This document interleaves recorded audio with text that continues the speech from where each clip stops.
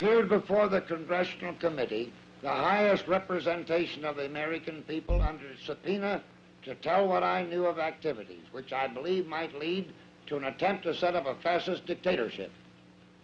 The upshot of the whole thing was that I was supposed to lead an organization of 500,000 men, which would be able to take over the functions of government.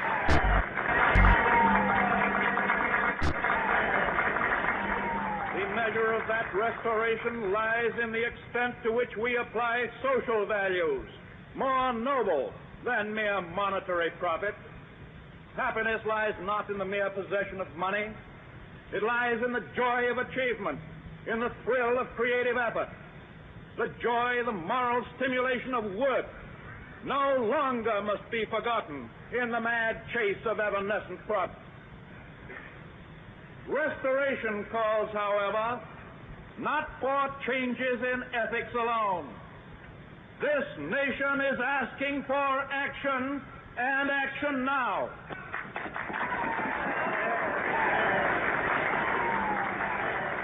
Our greatest primary task is to put people to work. The presidency of Franklin Roosevelt represented a return to the foundations of the American Constitution. Before his entry, the country was at the brink of disaster by the willful hands of lust for profit emanating from the self-seekers at the offices of Wall Street. In the first 100 days of his administration, policies were enacted to break their power.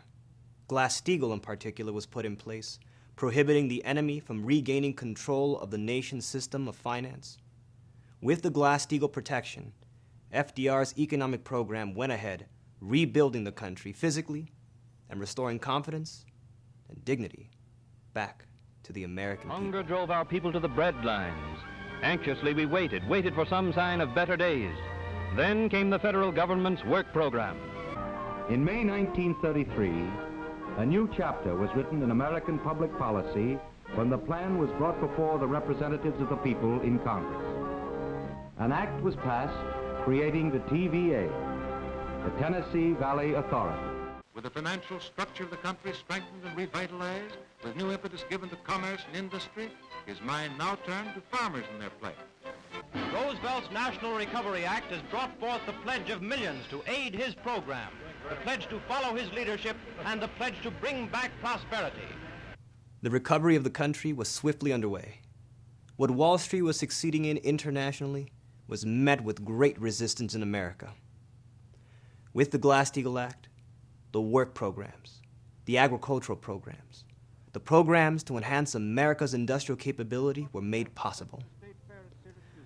Franklin Roosevelt's productive measures were advancing the nation away from disaster and economic depression so effectively, they had to be stopped.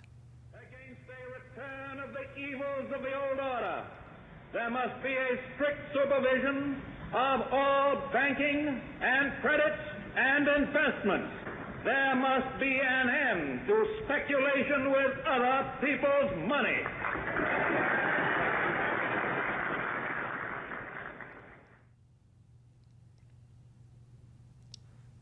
On the morning of July 1st, 1933, retired General of the Marine Corps Smedley Darlington Butler received a phone call from an American Legion official in Washington. He was told to expect and receive the company of 2 veterans currently on their way from Connecticut to discuss matters of great importance. Being a former military man, Butler would receive the company of any veteran wishing to meet with him. The 2 veterans, within 5 hours from the call, finally arrived at Butler's home, dressed quite fastidiously and rolling in with a chauffeur-driven Packard limousine. The 2 men, Bill Doyle and J.L. C. McGuire. Who did McGuire represent? Grayson Mallet Provo Murphy, head of a leading New York brokerage firm trading in stocks and international syndicated bonds in collusion with the House of Morgan. Grayson, honored with the exclusive title of J.P. Morgan's preferred client list. Grayson, who met with Morgan Guidance in Paris in February 1919 to found the U.S. Veterans Organization known as the American Legion by assistance of $125,000 of his personal money. What business did men of this class wish to gain from a retired General Butler? I was to get 200 or 300 legionnaires from around that part of the country and bring them on a special train to the American Legion Convention in Chicago. They would sit around in the audience, be planted here and there, and I was to appear in the gallery. These planted fellows were to begin to cheer and start a stampede and yell for a speech. And then I was supposed to go to the platform and make a speech. I said, make a speech? About what? Oh, they said, we have one here. And they pulled out this speech, and they said, we will leave it here with you to read it over, and you see if you can get these fellows to come. Smelling a rat and wanting to test how serious they were about the scheme, Smedley challenged them by opposing the inability of sufficient resources to pull off such a scenario. How could all these veterans afford to travel and stay at the convention? Butler got his reply. And they hauled out a bank deposit book, and they showed it to me. I think it was $42,000 in deposits on that occasion, and on another occasion, it was $64,000. Wishing to get to the bottom of who were the real hotshots of the scheme, Butler demanded to speak to a higher-up, and McGuire stepped down. Robert S. Clark took his place, also a member like Grayson of the exclusive J.P. Morgan Preferred Clients List. The theme remained the same.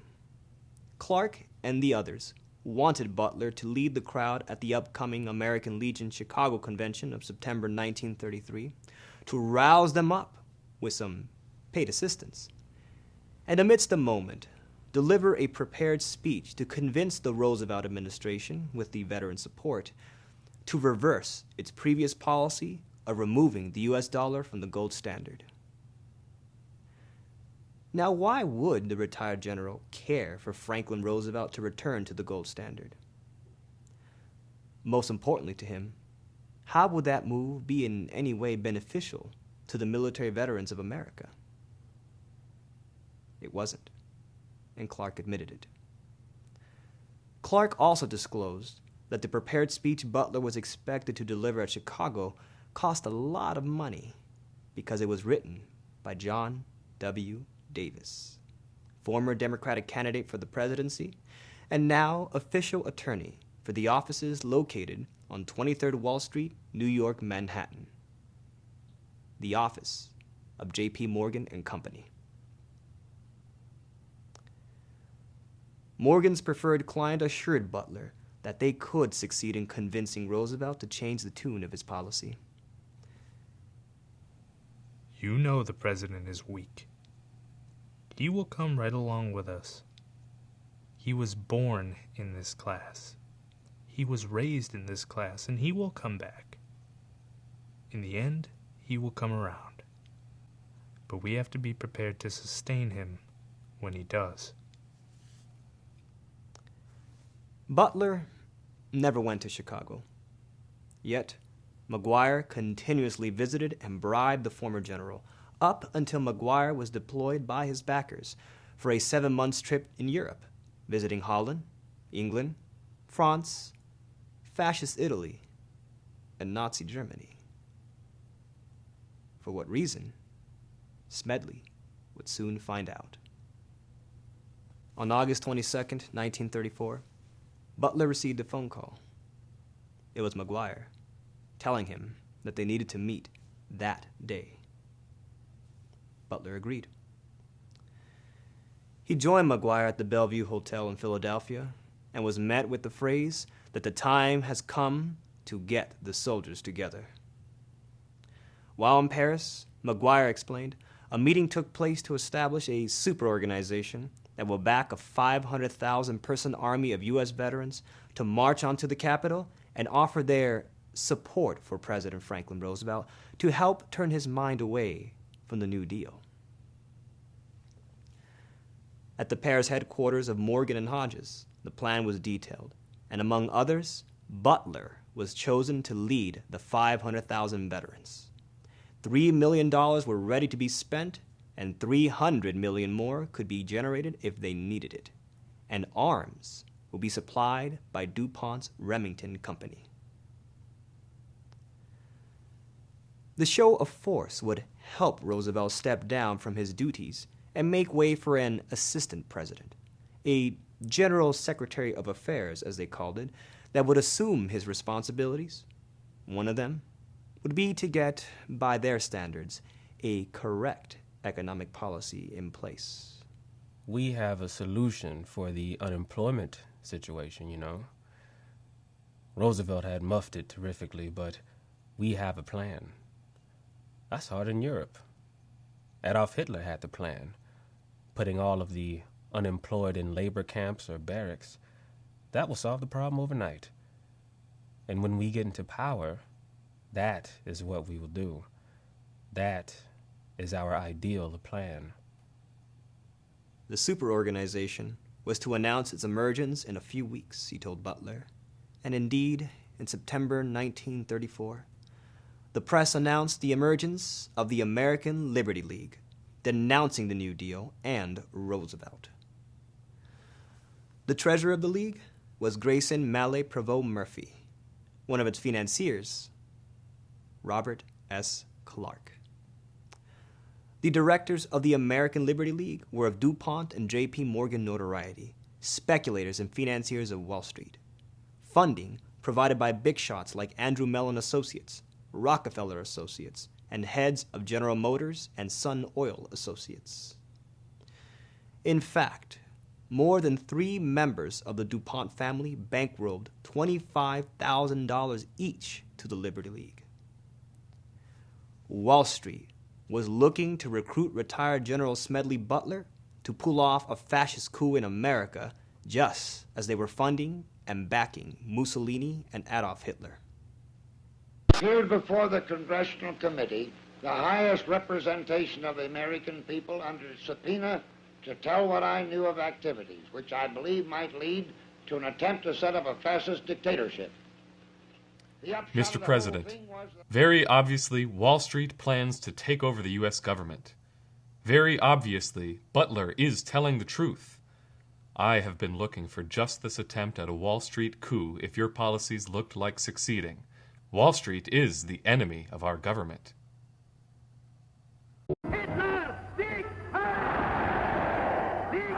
On 59 Wall Street, Brown Brothers Harriman executives set up Union Banking Corporation, UBC, as nothing more than a front for Adolf Hitler's early backer, millionaire Fritz Thyssen. Brown Brothers and UBC together shipped millions of dollars of gold, fuel, steel, coal, and U.S. Treasury bonds to Germany, aiding Adolf Hitler's buildup for war. Business continued uninterrupted until 1942, 10 months into the United States entering the war. UBC was seized holding $3 million in suspicion for the Nazis. American Liberty League contributors Rockefeller and DuPont did more than finance an attempted coup against Roosevelt and the New Deal. Through John D. Rockefeller Standard Oil Company, Hitler's armored trucks and running aircraft were supplied with fuel. They partook, along with the cartels of Fritz Thyssen, in sending coal to the infamous death camp Auschwitz. Rockefeller Standard Oil generously provided prison guards for the concentration camps as well.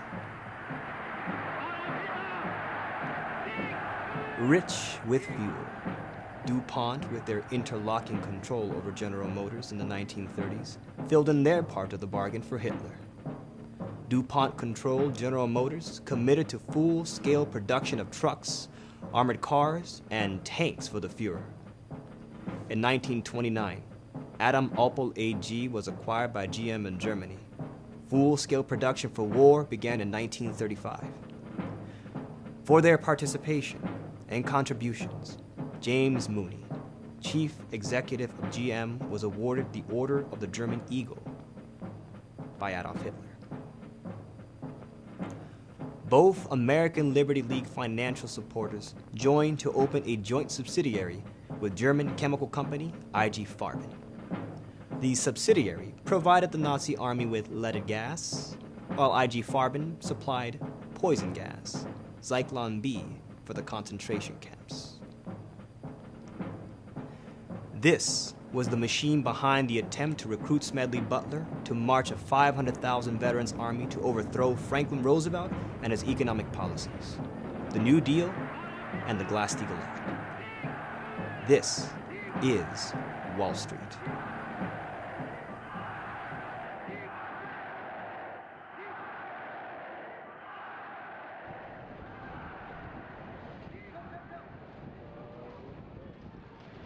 And there must be an end to a conduct in banking and in business which too often has given to a sacred trust the likeness of callous and selfish wrongdoing. Practices of the unscrupulous money changers stand indicted in the court of public opinion, rejected by the hearts and minds of men. Faced by failure of credit, they have proposed only the lending of more money. They only know the rules of a generation of self-seekers. They have no vision, and when there is no vision, the people perish. Yes, the money changers have fled from their high seats in the temple of our civilization. We may now restore that temple to the ancient truths.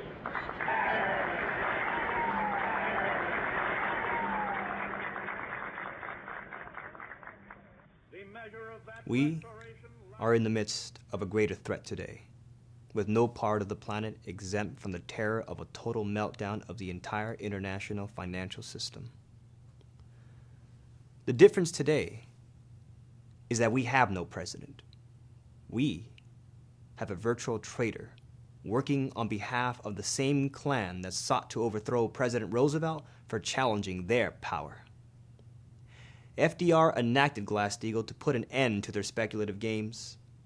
President Obama bails them out. Today, Wall Street doesn't need a 500,000 veteran army to convince the president to impose a fascist dictatorship in America. President Obama has already usurped the Constitution with the recent budget bill. If this present coup against the U.S. government is not overthrown, we have no chance for survival.